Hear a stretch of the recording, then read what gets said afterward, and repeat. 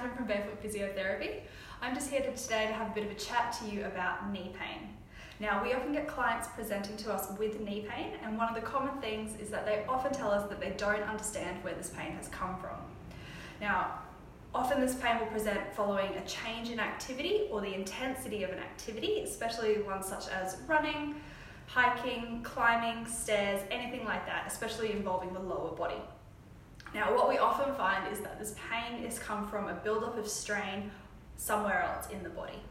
Now, the key thing to remember is that the knee joint is actually a hinge joint. It's quite simple. It goes back and forth along the same plane of movement with a little bit of rotation in there as well. So compared to the shoulder or the hip, it's not actually a very complex joint.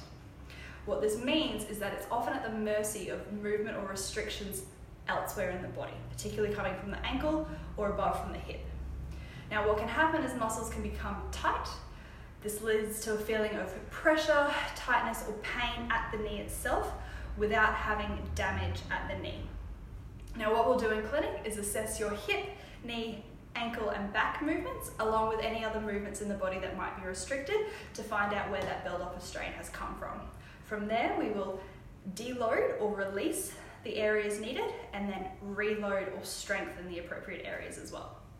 Now, the thing to remember is that this isn't actually the same with traumatic knee injuries. So if you've had a crash tackle to the knee, you've had a fall, anything like that, this advice is not for you. So just that reminder that things are all connected in the body, and just because you're feeling the pain in one area doesn't mean that the pain is coming from that area. We need to look elsewhere in the body as well. If you have any questions or think that this might be kind of similar to what's going on for you, get in touch.